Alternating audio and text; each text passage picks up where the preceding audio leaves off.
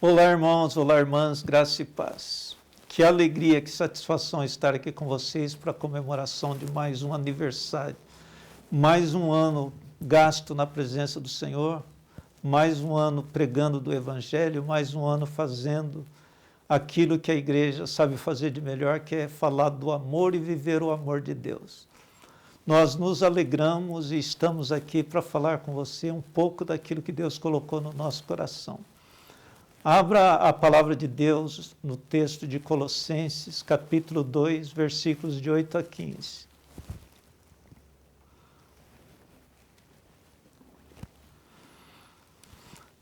Esse texto nos diz o seguinte: cuidado que ninguém vos venha enredar com sua filosofia e vãs sutilezas, conforme a tradição dos homens, conforme os rudimentos do mundo, e não segundo Cristo. Porquanto nele habita corporalmente toda a plenitude da divindade. Também nele estáis aperfeiçoados, ele é o cabeça de todo principado e potestade. Nele também fostes circuncidados, não por intermédio de mãos, mas no despojamento do corpo da carne, que é a circuncisão de Cristo, tendo sido sepultados juntamente com ele no batismo, no qual igualmente fostes ressuscitados mediante a fé no poder de Deus que o ressuscitou dentre os mortos. E a vós outros, que estáveis mortos pelas vossas transgressões e pela incircuncisão da vossa carne, vos deu vida juntamente com ele, perdoando todos os nossos delitos, tendo cancelado o escrito de dívida que era contra nós e que constava de ordenanças, o qual nos era prejudicial. Removeu-o inteiramente, encravando-o na cruz, e despojando os principados e as potestades, publicamente os expôs ao desprezo, triunfando deles na cruz. Oremos. Senhor Deus e Pai, em nome de Jesus, ao ler a Tua palavra, nós temos certeza que ela não volta para Ti vazia, ela cumpre o fim para o qual foi determinada. E nós, nesta hora em que lemos a Tua palavra para falar com a Tua igreja, estamos pedindo que o Senhor abra o coração da igreja, assim como o meu coração, para receber daquilo que o Senhor tem para ministrar a nós neste dia. Que a Tua graça, a Tua unção seja sobre a vida da igreja e sobre a minha vida. Que o Teu Espírito tenha liberdade de falar à igreja através da minha vida. Em nome de Jesus, a nossa gratidão por tudo que nos fazes. Amém. Irmãos, irmãs, esta carta foi escrita entre o ano 57 e 62, portanto, no primeiro século ainda. E nela, a novidade é que o apóstolo Paulo escreve a partir da prisão. Ele estava prisioneiro em Roma, entre esse período de 57 a 62, e ele escreve algumas cartas de lá, e dentre essas cartas está a igreja em Colossos. E o que ele fala a esta igreja?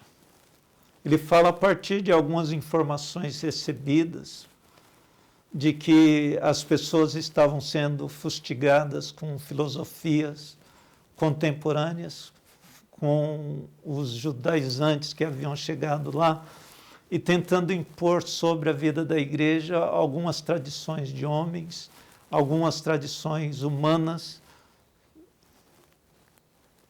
querendo que eles se tornassem como que judeus através da circuncisão, isso da parte dos judaizantes.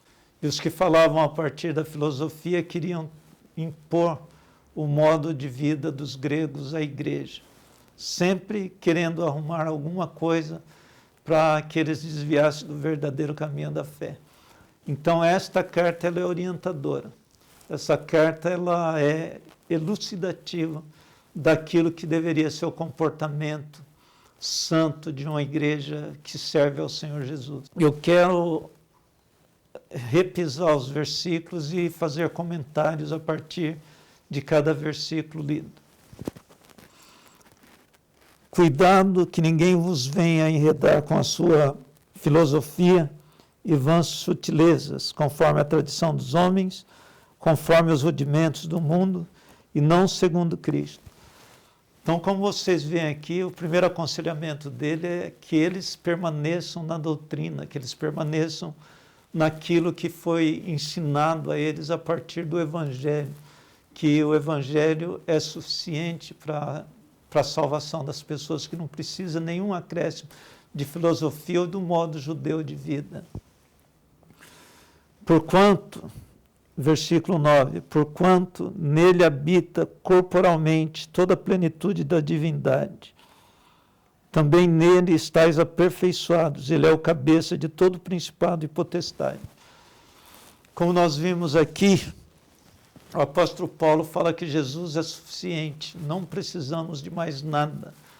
Precisamos somente de Jesus na nossa vida, aceitá-lo como Senhor e Salvador, aceitá-lo como nosso Deus, aceitá-lo como aquele que orienta a nossa caminhada da fé, e não precisa agregar nenhum conhecimento humano, ou filosofia humana, ou exigência de tradições de homens, que mais impõe peso do que qualquer outra coisa nas costas de quem foi libertado por Cristo Jesus para viver em liberdade. Em Gálatas, no capítulo 5, diz que, Gálatas 5, verso 1, diz, para a liberdade foi que Cristo nos libertou. Permanecei, pois, firmes, não vos submetai de novo a julgo de escravidão. Então, ele falava isso em diversas comunidades para as quais ele escrevia as cartas, porque onde ele passava iam judeus atrás com a doutrina judaizante para desviar as pessoas do caminho da libertação que foi dada por Cristo Jesus. Diz o texto em Gálatas ainda que nós fomos libertos da maldição da lei. Então, todos aqueles que se fizeram judaizantes ou que se faziam judaizantes renegavam Cristo e era como se tivesse crucificado ele de novo e seriam julgados a partir da lei e não da graça de Cristo. O versículo de número 11 diz que nele fostes circuncidados, em Cristo, não por intermédio de mãos, mas no despojamento do corpo da carne, que é a circuncisão. E o verso 12 diz, tendo sido sepultados juntamente com ele no batismo, no qual igualmente fostes ressuscitados mediante a fé no poder de Deus, que o ressuscitou dos mortos. Aqui nós vemos o apóstolo Paulo afirmando mais uma vez que Cristo deve ser suficiente na vida da pessoa, que há um tipo de circuncisão que nós precisamos ter. Eu entendo que ele está falando a circuncisão do coração, e não a circuncisão do corte do prepúcio, mas a circuncisão do coração. Porque quando Jesus, através do Espírito Santo, vem habitar na nossa vida, nós entendemos que ele habita no coração. E tendo um coração circuncidado significa que nós nos abrimos para receber tudo aquilo que Deus tem para nós através de Cristo Jesus. Depois ele vai falar que nós, através do batismo, é como se tivéssemos morrido ao ser emergido na água, e quando saímos da água, como que ressuscitados para o Senhor. O verso 13 diz, e a vós outros que estáveis mortos pelas vossas transgressões, pela incircuncisão da vossa carne, deu vida juntamente com ele, perdoando todos os nossos delitos, tendo cancelado o escrito de dívida que era contra nós e constava de ordenanças, o qual nos era prejudicial, removeu-o inteiramente, encravando-o na cruz. Aqui tem uma coisa que eu acho muito importante. Jesus Cristo pagou o preço, Jesus Cristo nos livrou de toda a dívida. diz o texto que ele encravou na cruz do Calvário as nossas dívidas e nós fomos perdoados de todas as nossas iniquidades. Ele nos limpou, ele nos purificou. Agora, o que tudo isso tem a ver para nós na nossa época, na nossa realidade? Nós temos visto, através da facilidade da internet, que tem sermões para todos os gostos. Tem sermão pentecostal, sermão carismático, sermão progressista, sermão tradicional, sermão conservador, sermão com doutrinas estranhas à nossa. Quando eu digo a nossa, wesleyana, e a gente vai encontrando um misto de coisas e isso confunde muito a cabeça das pessoas. Nós, os metodistas, nós pensamos que a salvação é pela graça, de graça, e que não precisa de mais nada a não ser a aceitação de Jesus como Senhor e Salvador da sua vida. Entretanto, algumas pessoas pensam de modo diferente, pensam que precisa fazer obras, precisa dar alguma coisa em troca daquilo que recebeu, e para nós não é assim. Nós somos firmados na graça, temos a doutrina da graça, somos salvos pela graça de Deus, e isso não vem de obras, para que ninguém se glorie, diz Efésios, no capítulo 2, verso 8.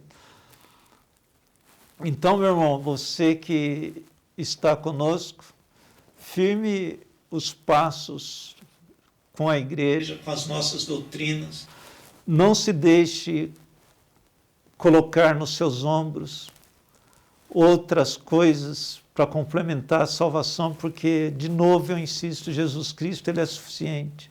Jesus Cristo é o único, suficiente Salvador que precisamos. Não há nenhum outro por intermédio do qual possamos ser salvos. Não é por obras, não é por muito fazer, não é por nada dessas coisas que às vezes a gente acha que precisa ser feito porque ouviu alguém falar, mas nós somos salvos pela graça. De graça nós recebemos e de graça nós ofertamos às pessoas. E digo mais para você, se você estiver firmado em Deus, nas mãos de Deus, a palavra diz que ninguém toque em você, nem mesmo o maligno. E dentro deste entendimento, eu quero que você compreenda que você está protegido pelo nosso Deus. Se está nas mãos dele, permaneça na mão dele. Não deixa as pessoas tirarem você do caminho certo, do caminho que conduz à salvação, que é através da genuína palavra de Deus. Que Deus abençoe a sua vida, que Deus te dê graça, que Deus te dê unção para você continuar firme nos caminhos do Senhor. Em Cristo Jesus nós os abençoamos. Amém.